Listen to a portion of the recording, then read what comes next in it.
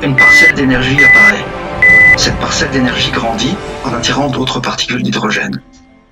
Afin d'évoluer, cette énergie doit s'incarner dans un corps. Primitif au début, tel qu'une amibe ou une créature unicellulaire, cette énergie apprend la vie grâce à 7 incarnations. À chaque réincarnation, ce qui est à présent une âme, choisit des corps de plus en plus évolués, des corps animaux de plus en plus évolués, jusqu'à ce que l'âme se réincarne dans un corps humain. Certains humains sur cette terre sont de jeunes âmes qui n'ont effectué que peu de réincarnations. D'autres, par contre, sont des âmes anciennes qui ont déjà effectué des centaines de réincarnations. Coexistent donc en même temps sur cette terre des humains possédant des sagesses différentes. À la question légitime, si nous revenons sur Terre plusieurs fois, pourquoi n'en avons-nous aucun souvenir? Je réponds simplement et logiquement.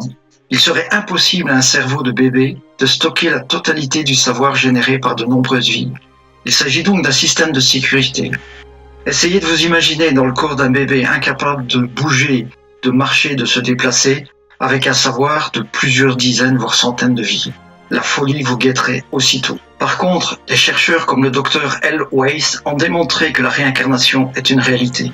Dans son livre De nombreuses vies de nombreux maîtres, il décrit des expériences où, sous hypnose, des personnes parlent de leur vie antérieure. D'autres écrivains et chercheurs démontrent aussi la réalité de la réincarnation, comme Deepak Chopra, James Redfield et bien d'autres. Votre serviteur aussi, bien sûr. À l'âge de 11 ans, je suis tombé dans un coma suite à une méningite à méningocoque. Durant ce coma de près de 48 heures, j'ai eu accès à 2 demi-vies antérieures, dont celle d'une femme torturée et tuée par l'Inquisition espagnole au Moyen-Âge. Tout ça parce que je voulais soigner par les plantes. Voilà d'où vient mon besoin de combattre pour la femme. Revenons aux âmes. À quoi reconnaît-on la sagesse d'une âme?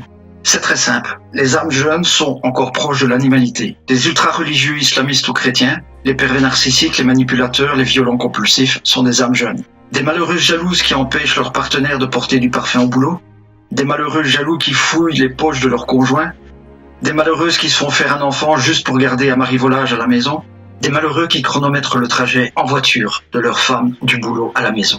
Je dis des malheureux et malheureuses car ils le sont réellement. Ce sont des âmes jeunes pleines de colère, plus proches de l'animal que de l'humain. Ces âmes jeunes cumulent les émotions négatives dont je vous ai parlé au début de cette partie du film. Peur, colère, jalousie, haine. Ce sont des âmes jeunes qui ont écrit les textes religieux en les arrangeant à leur façon. Et c'est là qu'apparaissent les contradictions et les incohérences. Prenez les islamistes, les pervers narcissiques, les manipulateurs, les violents compulsifs. Quels sont leurs points communs? Contraindre la femme, la soumettre, l'enfermer, l'isoler. Par contre, eux-mêmes peuvent profiter de toute la liberté qu'ils souhaitent. Et rappelez-vous ce que j'ai déjà dit dans une autre partie de ce film. Nous n'attaquons que ce qui nous fait peur. Nous nous en prenons uniquement à ce qui nous fait peur. Alors pourquoi toujours s'en prendre à la femme? Pourquoi toujours la femme? La réponse est très simple. L'homme est jaloux du pouvoir de la femme, de son pouvoir de créer la vie, de sa sagesse. Et cette jalousie provoque leur colère et leur besoin de contrôle sur la femme. Ils sont incapables de demander à la femme « apprends-moi ». Ils en sont incapables à cause de leur ego. Ils pensent que demander de l'aide à une personne plus évoluée est de la faiblesse. Alors qu'au contraire, reconnaître que l'on peut apprendre des autres est une force et un signe de sagesse. Mais ces hommes en sont incapables.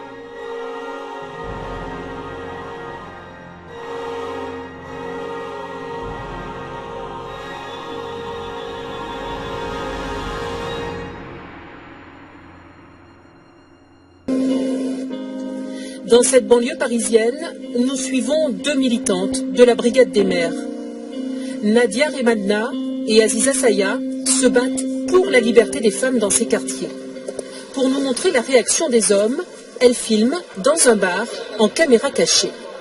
Dès l'entrée, on leur demande pourquoi elles viennent. J'ai dit madame, on cherche quelqu'un. Un monsieur? Dans ce bar, que des hommes, pas très accueillants. Le mieux c'est d'attendre dehors. Pourquoi? S'il y a que des hommes. Bah, c'est pas grave, on vit dans un monde où il y a des hommes et des femmes. Ça vous dérange, vous? Moi c'est pour vous. Non, pour moi. Là, Le patron du bar n'a pas envie de discuter. D'autres hommes sont choqués de voir ces femmes. je m'en fous, on va se faire discrète, petite dans un coin.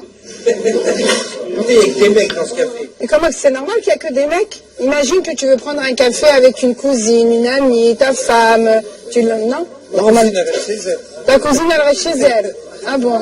Elle fait ce qu'elle veut, mais pas avec moi. Ben voilà, dans ce café, il n'y a pas de mixité. Et est-ce que c'est normal? Non. À Sevran, on n'est pas à Paris. Même à Sevran, c'est la France. C'est dans le 93. Et alors, le 80. Et alors? Je suis outré lorsque je vois dans un salon de thé où il n'y a que des hommes, les femmes étant contraintes à rester à la maison, cachées de tous. Je suis écœuré quand je pense que dans certains pays musulmans, les femmes doivent manger après les hommes, qu'elles sont privées de soins médicaux, n'ont pas accès à l'éducation et n'ont aucun droit. Mais pourquoi ces âmes jeunes, remplies de colère, font-elles subir ce traitement aux femmes? Et surtout, de quel droit? C'est très simple, par peur de la femme. Vous savez que les animaux ressentent des choses que l'homme ne ressent pas, tels que les animaux qui fuient avant l'explosion d'un volcan. Ces jeunes âmes sentent instinctivement que la femme leur est largement supérieure. Plutôt que d'adopter une attitude intelligente en apprenant de la femme et en s'élevant vers elle, ils préfèrent la soumettre par la force. Ils n'ont pas la capacité de mettre leur ego au placard pour apprendre de la femme. Au contraire, leur ego les pousse à vouloir prendre le dessus. En combattant notre ego, qui veut tout contrôler, tout maîtriser, nous contrôlons une chaîne qui nous prive de nos forces. La peur amène à la colère amène à la haine conduit à la souffrance. En contrôlant cette chaîne, des millions de personnes pourraient se passer d'antidépresseurs. Car une fois l'ego enchaîné, privé de sa force vitale, notre puissance augmente.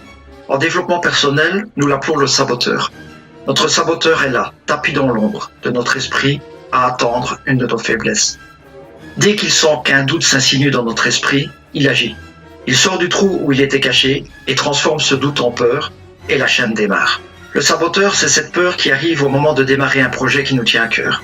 Le saboteur, c'est ce doute sur la fidélité de l'autre qui provient de notre propre manque de confiance en nous et qui se transforme en jalousie, laquelle détruira la relation. Ce saboteur encore, c'est celui qui fait d'un homme calme un animal, d'un homme sage un crétin parce qu'un autre l'a dépassé en voiture. Ce saboteur a une origine, noble au début. Il avait pour tâche de nous avertir d'un danger et nous faire hésiter pour privilégier la sécurité plutôt que le risque. Mais, peu à peu, il a changé. Dans un monde où ne compte plus que l'appât du gain et la façade qu'on veut montrer à tous, même s'il n'y a rien derrière. Cette façade qui force des gens à manger des pâtes tous les jours pour afficher une grosse voiture. Alors, ce système de défense s'est transformé. Et aujourd'hui, il est notre plus grand ennemi. Il nous fait hésiter, même si nous sommes sûrs de nous. Il fait qu'au lieu de vivre 24 heures par jour, nous n'en vivons réellement que 4 ou 5, le reste n'étant que du vent. Le saboteur est très fort car il sait patiemment attendre des jours et des jours que survienne une faiblesse. Mais lorsqu'elle survient, il agit dans l'instant. Pour survivre à un piège, la première règle est d'en connaître l'existence. Si vous refusez de voir le piège, alors vous tomberez dedans. Si vous osez regarder le piège en face, rien ne vous empêche de le contourner. Le saboteur, c'est celui qui fait la différence entre un Léonard de Vinci et un homme jaloux, assis dans son fauteuil toute la journée à regarder la télé et critiquer sa femme à chaque occasion. Le saboteur, c'est celui qui transforme notre énergie. Au lieu d'être un booster, on devient un loser. Dans loser, il y a zéro. Dans booster, il y a orbe. Les orbes sont des cercles de lumière. De l'ombre du zéro à la lumière, il n'y a qu'un pas. J'ignore la jalousie car elle n'est que la part la plus noire de l'ego. Elle veut dire tu m'appartiens, tu es ma chose. Je n'ai pas assez confiance en moi pour être sûr de faire tout ce qu'il faut pour garder la personne que j'aime, alors je la contrôle. Parce que je ne l'aime pas assez pour qu'elle ait envie de rester elle-même. Je combats la colère car elle est la manifestation de nos peurs. L'inconnu fait peur. Redouter l'échec est de la peur. La colère provient de la peur et je gère ma vie en acceptant de ne pouvoir tout contrôler. Je m'adapte aux situations, je ne m'apitoie pas sur moi-même en maudissant les autres de mes échecs. J'apprends d'eux. La réussite ne nous apprend rien, nous nous en régalons. L'échec et la défaite nous forcent à comprendre pourquoi nous avons échoué et nous apprenons à ne plus faire les mêmes erreurs.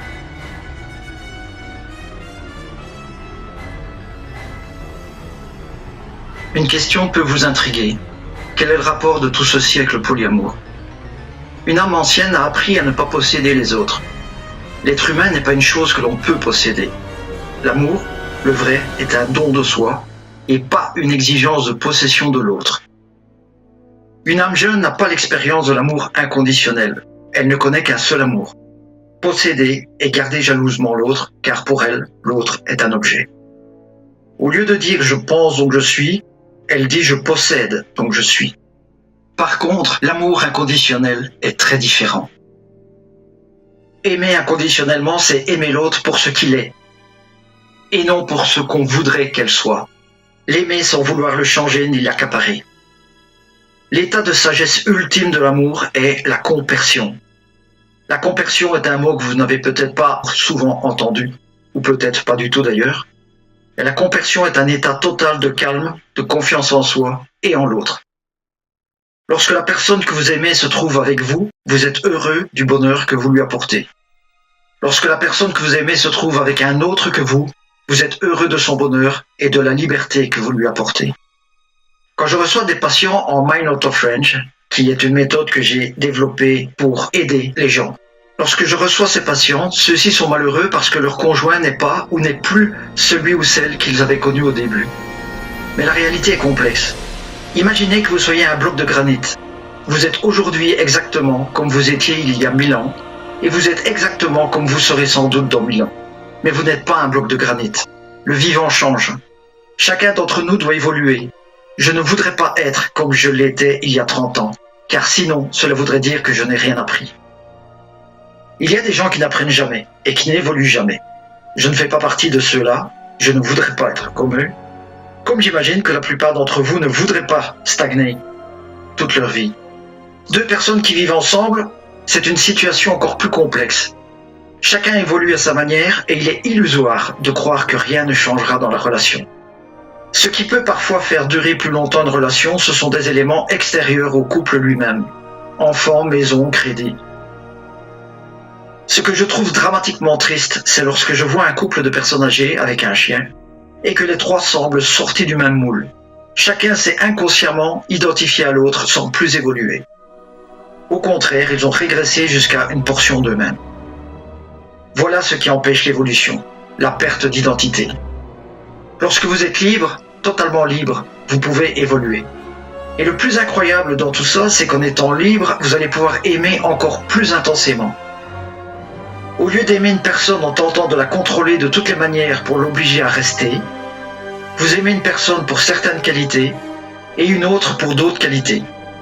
Vous vivez un amour exceptionnel et je sais que certains d'entre vous auront du mal à le croire, mais lorsque les personnes que vous aimez se trouvent avec d'autres partenaires, vous êtes heureux de leur bonheur. C'est la compersion. J'ai ce pouvoir, vous pouvez l'avoir vous aussi. Pour faire une synthèse de tout ce que nous venons de voir, c'est très simple. La femme a été choisie par la nature pour diriger le monde, pour qu'elle puisse en avoir le pouvoir.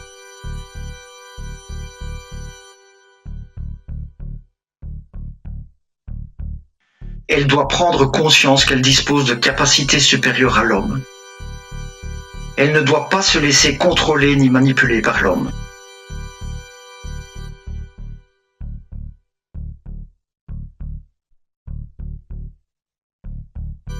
Elle doit à tout prix rester indépendante afin d'évoluer toujours plus avant. Elle doit assumer sa charge, celle de faire progresser l'humanité. Elle doit assumer sa féminité et sa sexualité, car ses armes naturelles lui permettront de détourner l'homme de la guerre.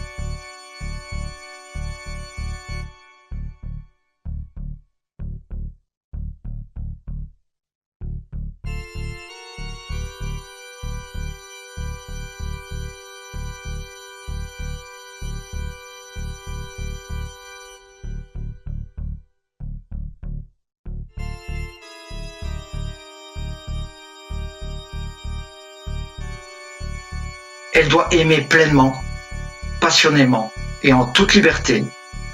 Et surtout, elle doit faire comprendre à tous que l'amour est une question de choix. Pour cette grande tâche, la femme n'est pas seule. Nous les hommes qui avons développé la part de féminin qui est en nous, nous les hommes qui avons juré de défendre la femme à tout prix, nous vous aiderons à triompher. Je place ma confiance en vous les femmes, car le monde a besoin de vous. Nous avons tous besoin de vous. Je connais, et probablement que vous en connaissez aussi, des femmes qui sont désespérément seules depuis très longtemps. Et pourquoi ? Parce qu'elles ont connu un échec très douloureux. Et ayant souffert, elles se protègent en plaçant la barre très très haut. Elles cherchent la perle rare, l'homme parfait. Dès qu'elles rencontrent un homme, elles se focalisent sur ses défauts et non sur ses qualités. Alors, évidemment, il est recalé immédiatement. Bien sûr, je connais et je partage le dicton « Il vaut mieux être seul que mal accompagné ». Mais si ces femmes arrivaient à passer outre cette maudite culpabilité que fait peser le qu'en dira-t-on, elles pourraient vivre l'amour parfait, ultime et parfait. Vivre l'humour avec un homme qui a cette qualité.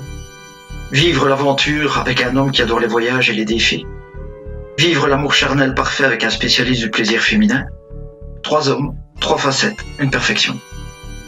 Cela vous choque? Tant mieux. Car dites-vous que ce sentiment qui vous fait refuser cette façon d'aimer vous a été implanté par des hommes morts depuis des centaines d'années. C'est un peu stupide, non? Tout comme l'homosexualité, le multi-amour sera bientôt accepté et il fleurira partout. Alors sachant que c'est la porte d'accès à l'évolution humaine, soyez visionnaires et vivez-le passionnément. Et si une ou plusieurs personnes vous disent « ce n'est pas bien, c'est pervers, qu'est-ce qu'on va penser de toi ?» Répondez-leur « vis ta vie comme tu l'entends et laisse-moi vivre la mienne comme je l'entends. » Et si cette personne insiste en vous disant « c'est pour ton bien que je te dis ça, tu sais », répétez-leur « vis ta vie comme tu l'entends et laisse-moi vivre la mienne comme je l'entends. » Vous démontrerez alors aux autres que vous assumez votre choix. Votre confiance en vous grimpera en flèche et vous évoluerez comme jamais vous ne l'avez fait avant. C'est ce que j'affirme, c'est ce que mes compagnes affirment, c'est ce que leurs autres compagnons et compagnes affirment. Ouvrez la porte vers l'évolution humaine. Enfin, et encore une fois, si cela vous semble impossible, et si vous refusez d'au moins essayer, si vous êtes jusqu'à la mort des adeptes de l'amour à deux pour la vie, pas de souci. À la seule condition de ne pas juger ceux qui pratiquent le multi-amour, car vos critiques, vos frustrations vous feront régresser. Et au lieu de vivre pleinement, vous focaliserez toute votre énergie à la critique et ça, c'est un signe que ce ne sont pas les autres qui ont un problème, c'est vous-même. Car si vous critiquez d'autres façons de vivre, c'est que vous n'êtes pas sûr de la vôtre. C'est un fait universel. Car la critique provient toujours d'une peur. Et c'est cette peur qui vous fait réagir en critiquant. Peur de l'abandon, peur que l'autre se détourne, peur que ceux qui vivent différemment vous démontrent qu'une autre façon d'aimer est possible. Et ça terrifie. Toute la stagnation du monde vient toujours du fait que l'évolution et les changements font peur. Et ils font peur à qui? À ceux qui se croient incapables de changer. Mais ce n'est pas pour ça qu'ils ont raison. Toute nouveauté se trouve face à 3 stades. Tout d'abord, le rejet total, pas question. Ensuite vient l'acceptation, pourquoi pas. Enfin vient la normalité. Le plus drôle, c'est que ceux qui ont le plus critiqué vont même jusqu'à affirmer qu'ils ont toujours trouvé normal cette évolution ou cette nouveauté. Sans parler de ceux qui iront même jusqu'à se vanter d'être à l'origine de cette évolution, alors que quelque temps avant, ils l'ont totalement rejeté. Pendant combien de temps encore allez-vous accepter l'inacceptable?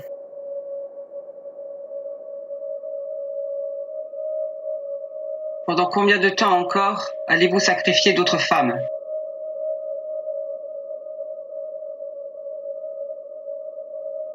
Il est temps de cesser de faire l'autruche, non?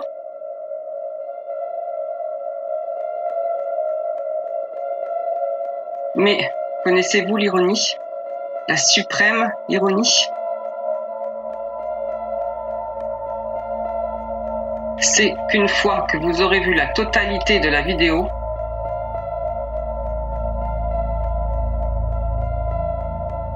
et si, comme je le pense, vous avez une conscience et de l'humanité, vous ne pourrez plus rester sans réagir, sachant que vous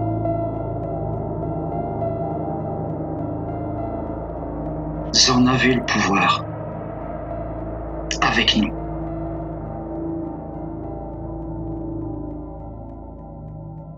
Alors, qu'allez-vous faire?